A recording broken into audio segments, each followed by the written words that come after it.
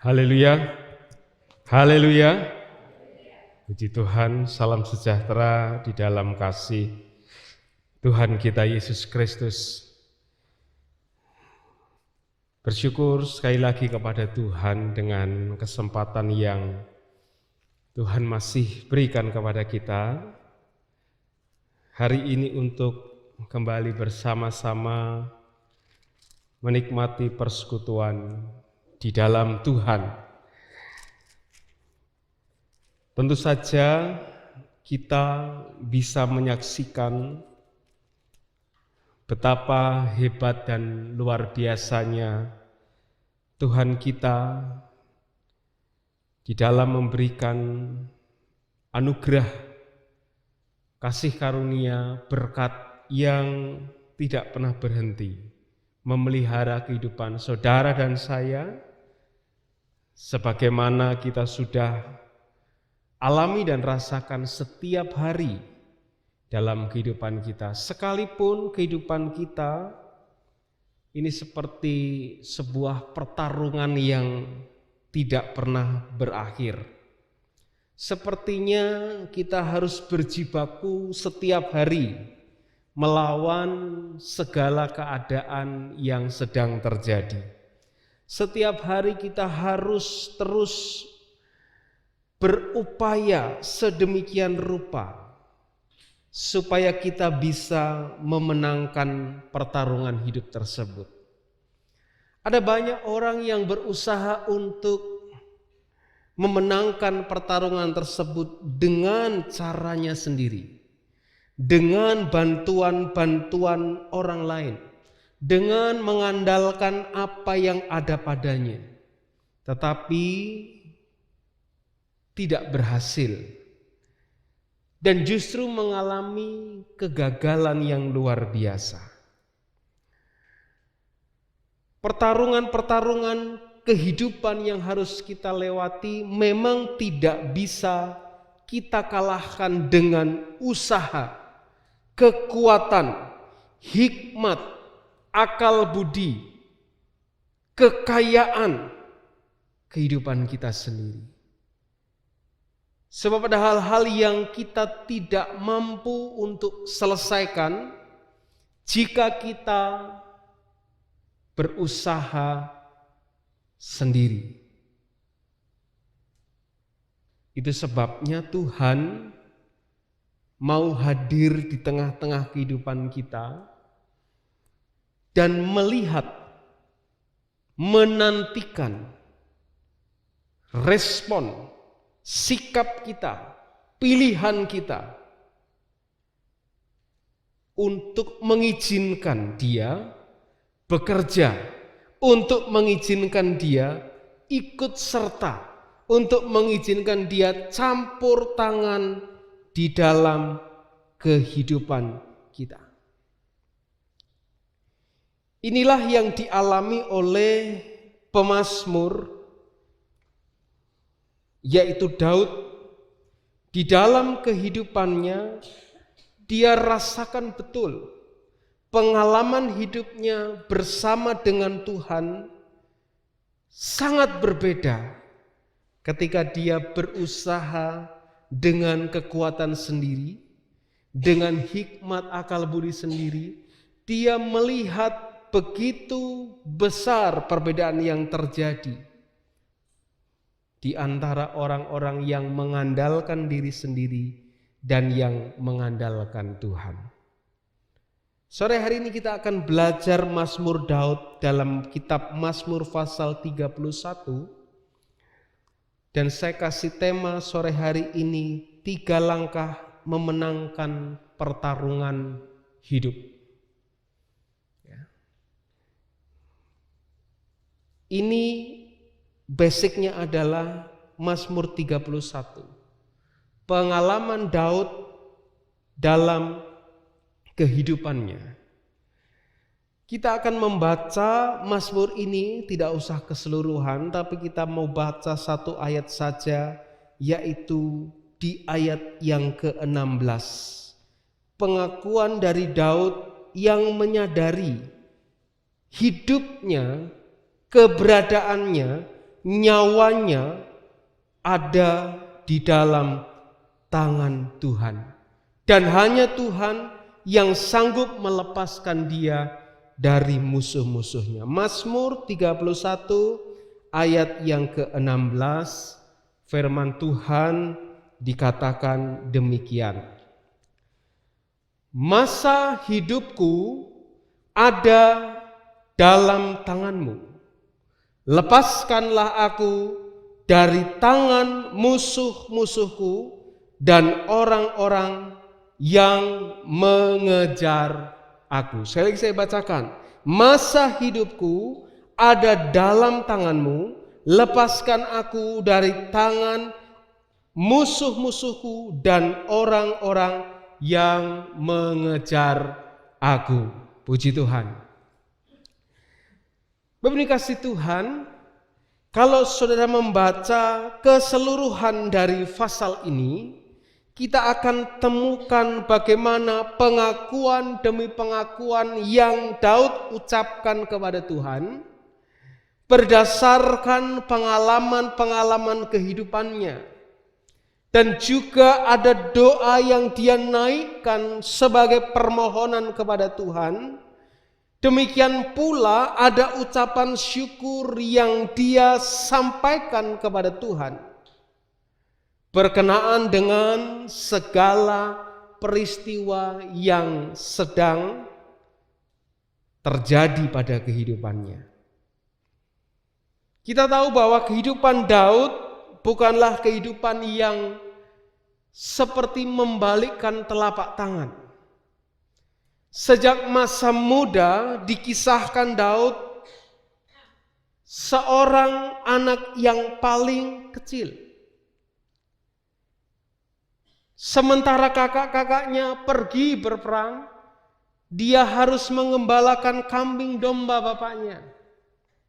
Sementara dia diutus bapaknya untuk tengok kakaknya, dia mendapatkan intimidasi dari kakak-kakaknya. Belum lagi ketika dia mendengar kabar pahlawan Filistin yang ditakuti oleh banyak orang saat itu, teriak-teriak dan meremehkan umat Tuhan, pasukan Israel. Dia mencoba untuk maju berperang menggunakan pakaian dari Saul, kegedean. Gak bisa. Setelah dia memenangkan pertarungan melawan Goliat, kehidupannya tetap saja berjalan seperti biasa. Bahkan dia dibenci oleh Saul sebab rakyat banyak yang memihak kepadanya. Daud tahu dia sudah diurapi menjadi raja. Tetapi Daud tidak serta-merta mengkudeta Saul, menurunkan paksa Saul. Apalagi sudah banyak rakyat yang pro dengan dia. Daud dikejar oleh Saul. Saul berencana membunuhnya. Sampai terus Daud harus melarikan diri dari satu tempat ke tempat lain menghindari kejaran Saul.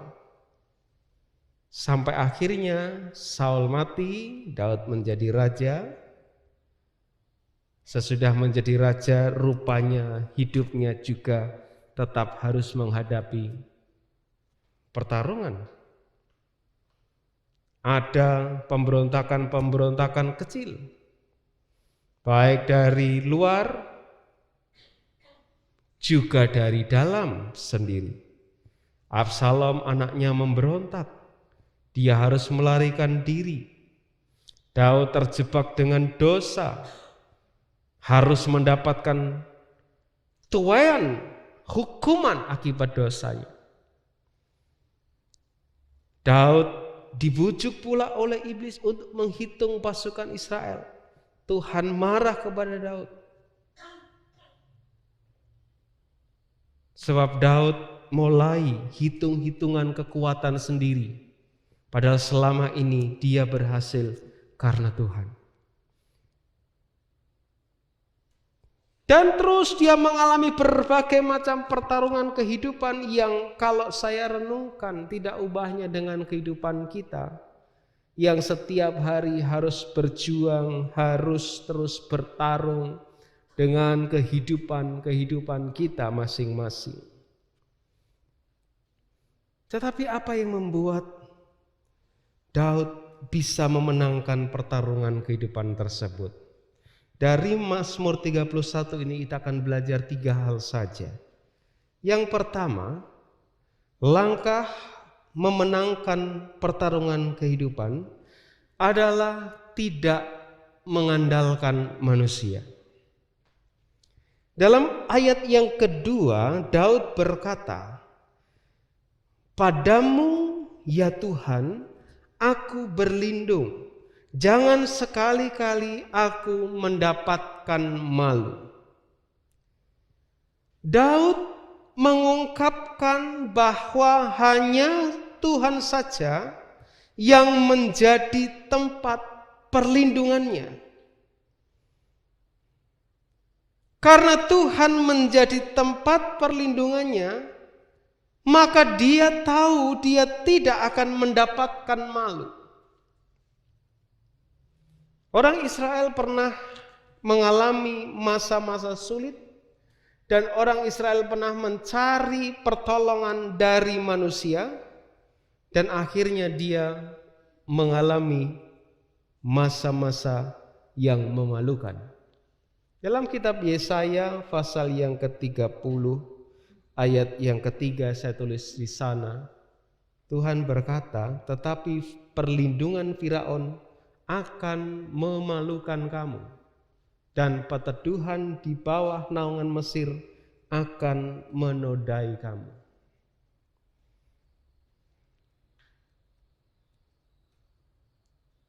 Daud menyadari bahwa hanya Tuhanlah satu-satunya tempat yang paling tepat untuk berlindung.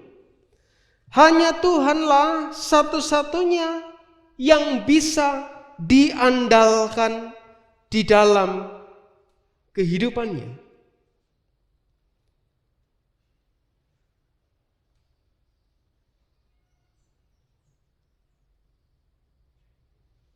Dari ayat yang kedua, Daud mengakui dalam Tuhan dia berlindung. Di ayat yang keempat, Daud juga mengakui bahwa Tuhanlah bukit batu pertahanannya. Di ayat yang kelima, Daud mengakui bahwa Tuhanlah yang sanggup melepaskan dia dari jaring, dari perangkap yang dipasang untuknya. Itu sebabnya dia katakan di ayat yang ke-6, "Ke dalam tanganmu-lah ku serahkan nyawaku." Daud mempercayakan hidupnya sepenuhnya kepada Tuhan. Dia hanya mengandalkan Tuhan sebagai satu-satunya penolong utama dalam kehidupannya.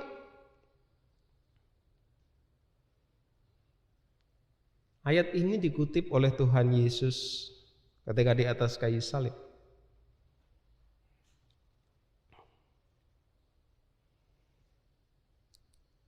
Ayat yang ke-6 tersebut.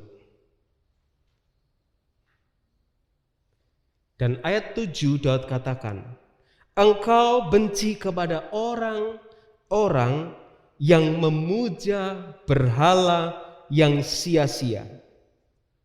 Tetapi dia tarik komitmen, "Aku percaya kepada Tuhan."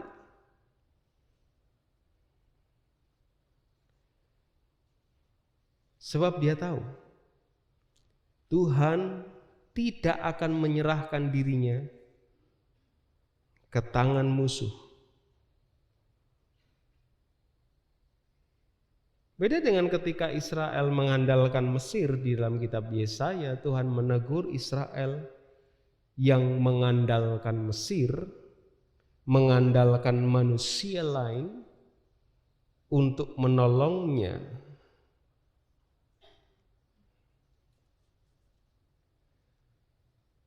Tuhan katakan, perlindungan dari Firaun akan memalukan engkau.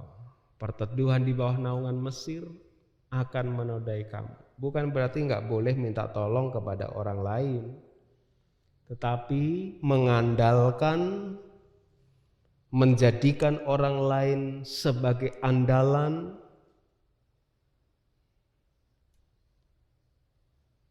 itu yang tidak boleh.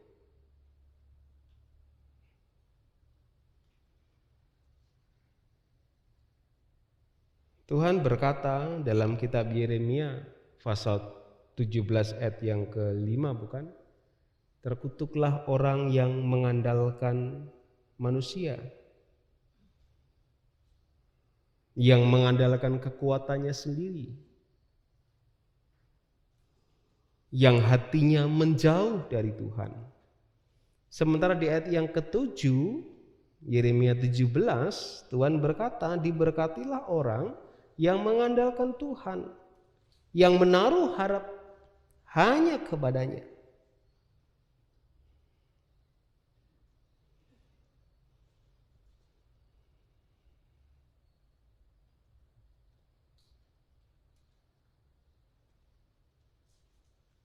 Untuk memenangkan pertarungan kehidupan,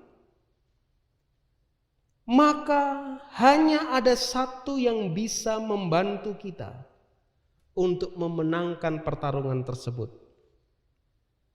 yaitu Tuhan.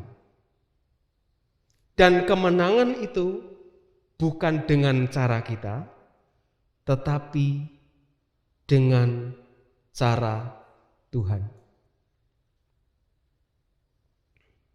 Masih ingat dengan kisah Gideon, kan? Siapa Gideon? Bukan siapa-siapa.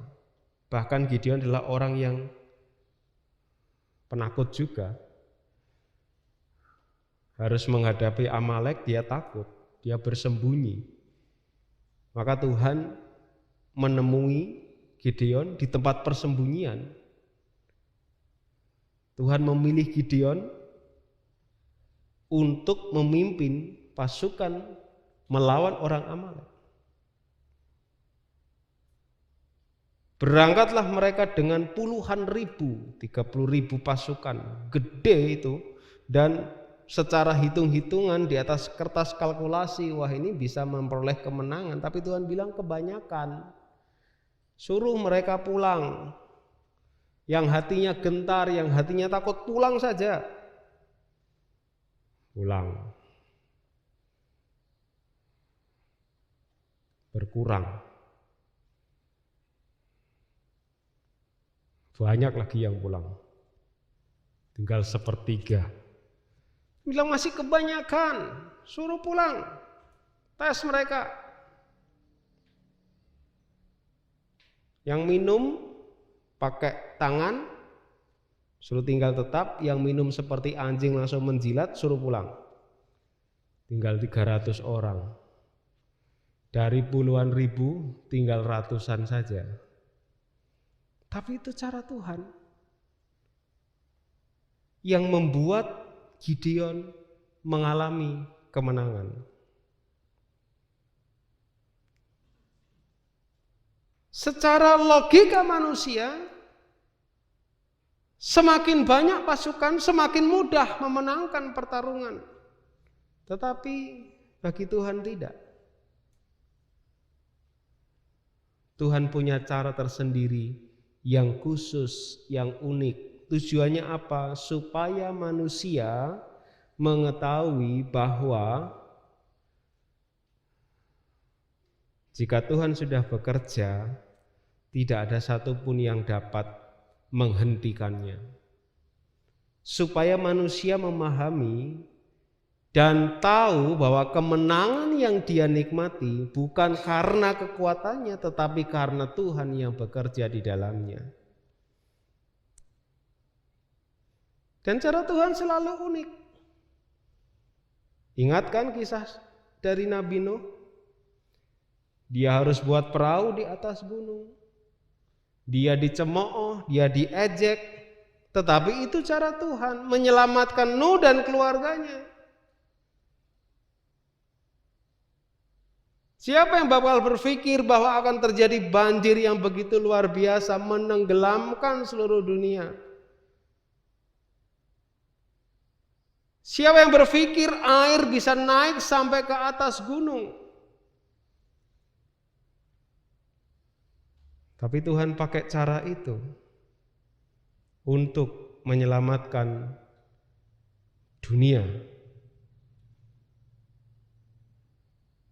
dari kejahatan yang sudah terjadi luar biasa pada waktu itu.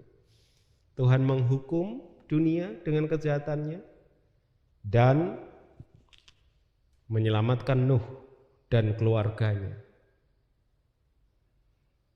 Pertarungan yang terjadi dimenangkan oleh karena mengandalkan Tuhan. Jadi untuk memenangkan pertarungan dalam kehidupan kita, jangan andalkan manusia, andalkan saja Tuhan, sebab Dia tahu cara yang terbaik untuk kehidupan kita. Yang kedua, dalam Mazmur 31 itu mengajarkan bagaimana kita terus tekun berdoa dan tetap percaya. Ayat 15 katakan, tetapi aku kepadamu aku percaya ya Tuhan. Aku berkata, Engkaulah Tuhanku. Di antara tadi banyak orang yang memuja, menyembah, mengandalkan berhala, kekuatan dunia, kekuatan diri sendiri. Daud tetap percaya di dalam doanya. Dia mengakui Tuhan. Dia sangat percaya hanya kepada Tuhan. Ketika dia mengalami sengsara, dia tidak berdoa, dia tidak meminta pertolongan, dia tidak mengeluh kepada orang lain, kepada dewa-dewa lain, tapi dia datang kepada Tuhan, dia berdoa,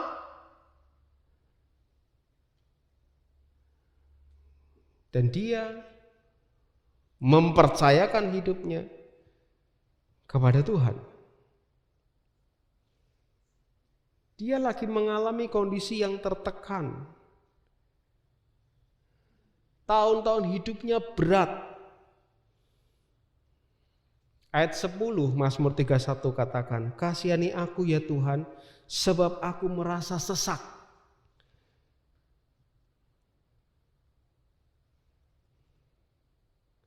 Dia sedang dalam kondisi terjepit.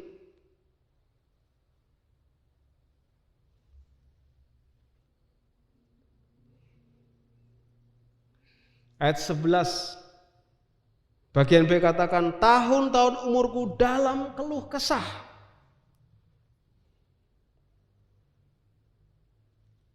Ayat 12, di hadapan semua lawanku aku tercela, diejek, dihina.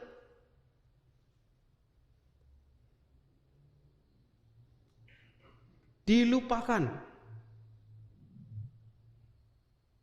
Ayat 13, aku telah hilang dari ingatan seperti orang mati. Telah menjadi seperti barang yang pecah. Dia anggap gak berguna. Ayat 14, banyak orang yang berbisik-bisik. Ngerasani Daud. Bahkan mau membunuhnya.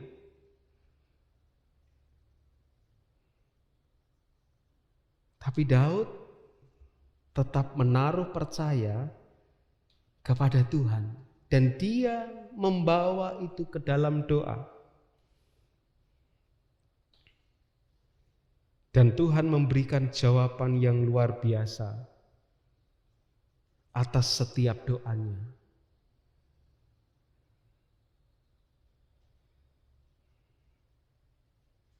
Daud berdoa kepada Tuhan. Dengan cara Tuhan menyelesaikan masalah Daud.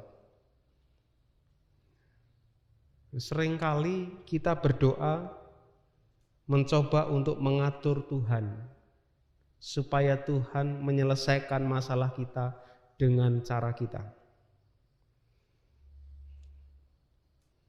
Berapa banyak tanpa kita sadari mencoba mengatur Tuhan, menyelesaikan persoalan kita. Kita minta jawaban dari Tuhan dan kita mau jawaban itu sesuai dengan patron pikiran kita. Padahal belum tentu itu yang akan dikerjakan oleh Tuhan. Kita sakit, berdoa minta sembuh, kok ya tidak sembuh-sembuh. Kita mengalami penderitaan, berdoa kok ya tidak rasanya enggak dilepas-lepaskan dari penderitaan. Kita tertekan, sudah berdoa rasanya kok ya tidak diangkat-angkat beban ini. Sebab Tuhan kasih jawaban yang mungkin tidak sesuai dengan pikiran kita. Kalau kita berdoa kan maunya kalau kita sakit doa sembuh minta sembuh. Kita sedang menderita kita berdoa supaya diangkat penderitaan kita, diangkat penderitaan kita. Kita sedang mengalami masalah kita berdoa minta masalah itu segera diangkat. Kita berdoa minta supaya Tuhan memberkati kita maunya Tuhan segera memberkati kita. Tapi seringkali Tuhan tidak pakai jawaban itu. Kita minta sembuh malah gak sembuh-sembuh. Kita minta dilegakan malah gak lega-lega. Kita minta ditolong kok rasanya gak ditolong-tolong. Kita harus sadar bahwa Tuhan bekerja dengan caranya. Tuhan bekerja dalam waktunya yang luar biasa. Dan kita tidak bisa mendikte Tuhan untuk mengikuti cara kita. Sebab cara Tuhan seringkali gak cocok dengan cara kita. Saya kasih contoh ketika Tuhan menjawab doa dari seorang janda nabi yang terlilit hutang. Dalam 2 Raja-Raja pasal 4 ayat 1 sampai 7, Saudara baca di sana. Di situ dikisahkan ada seorang janda dari rombongan nabi yang terlilit hutang. Penagih hutang sudah datang kepadanya dan menagih hutangnya. Dan kalau tidak dibayar, anaknya diambil. Janda ini berdoa sudah tentu. Dia minta jawaban dari Tuhan. Karena dia berhutang, tentu yang dipikirkan bagaimana Tuhan kasih dia duit bayar hutang. Ketika Elisa datang, janda ini berkata kepada Elisa, bagaimana solusi yang harus kulakukan dengan ini? Elisa dengan hikmat Tuhan berkata, apa yang ada padamu? Saya punya buli-buli atau minyak dalam buli-buli. Oke. Pinjam buli-buli kepada tetanggamu, kumpulkan, jangan terlalu sedikit. Masuk dalam rumah, tutup, isilah buli-buli tersebut dengan minyak yang ada padamu. Ketika dituang minyak itu terus mengalir, tidak berhenti sampai dia berkata kepada anaknya, dekatkan lagi buli-buli. Anak berkata sudah tidak ada. Minyak itu berhenti. Dan Elisa berkata, jualah minyak itu, bayarlah hutangmu, dan hiduplah dari lebihnya. Itulah cara Tuhan yang dipakai untuk menjawab doa janda nabi yang terlilit hutang. Tuhan gak langsung kasih duit lewat Elisa.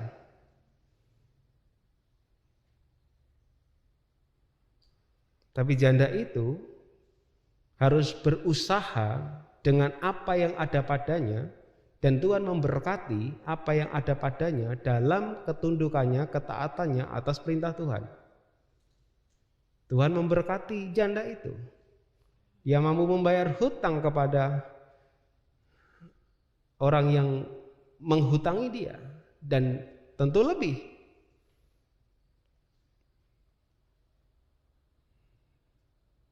Demikian pula kalau kita ingat kisah janda Sarfat. Janda Sarfat yang ditemui Elia ketika kelaparan terjadi di Israel. Janda Sarfat itu sudah angkat tangan, give up. Ketika Elia berkata, adakah roti, adakah tepung, adakah aku bisa minta makan, minta roti. Jadi dia berkata, kami cuma punya sedikit tepung dan minyak. Kalau ini sudah tak buat, kami makan, udah kami mati. Dia kehilangan harapan. Dia merasa nggak akan bisa menang atas segala pertarungan kehidupannya. Tapi Elia katakan, buatkan dulu untukku, baru buat kamu. Janda itu juga tutup berdoa, Tuhan kalau ini tak buatkan, ini sudah katakan roti terakhir yang bisa kumakan, kunikmati dengan anakku. Habis ini mati sudah. Tetapi dia percaya apa yang dia omongkan Elia, dari Tuhan dia kerjakan. Pengharapan yang putus tersebut berubah menjadi sebuah pengharapan yang membuat dia tetap bisa bertahan hidup selama masa kelaparan. Sebab sesudah membuat untuk Elia, dia buat untuk dirinya dan anaknya, tepung dan minyak itu tidak pernah habis.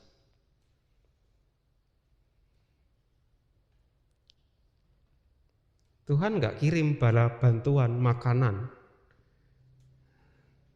tapi Tuhan pakai apa yang ada padanya supaya dia kelola terus sampai semuanya selesai.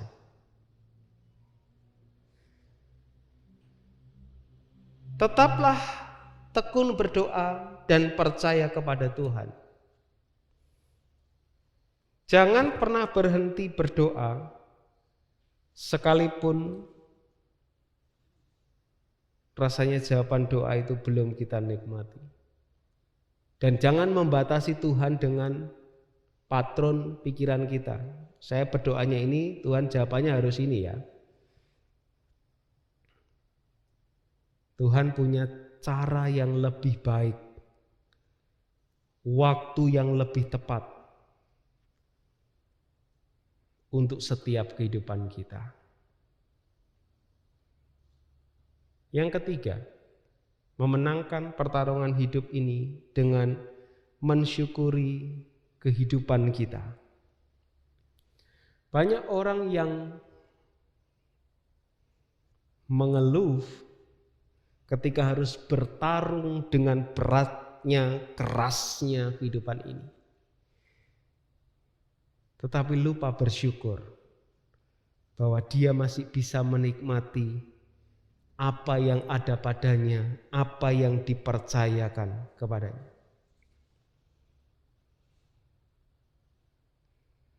Daud katakan di ayat yang ke-20, alangkah limpahnya kebaikanmu yang telah kau simpan bagi orang-orang yang takut akan engkau, yang telah kau lakukan bagi orang-orang yang berlindung kepadamu di hadapan manusia.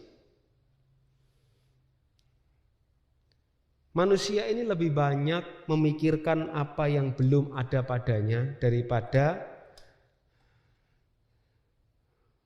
bersyukur, memanfaatkan, menggunakan dengan bijak apa yang sudah ada padanya. Kecenderungan manusia yang dipengaruhi oleh ketamakan menyebabkan manusia lebih banyak mengeluh tentang hal-hal yang belum ada padanya daripada bersyukur dengan apa yang Tuhan sudah percayakan kepadanya.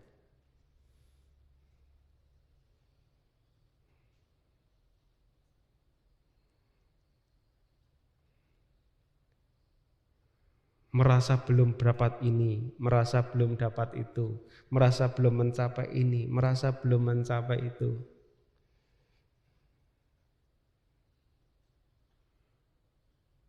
Padahal Tuhan sudah sediakan sesuai dengan kapasitas, kemampuan kita untuk mengolahnya.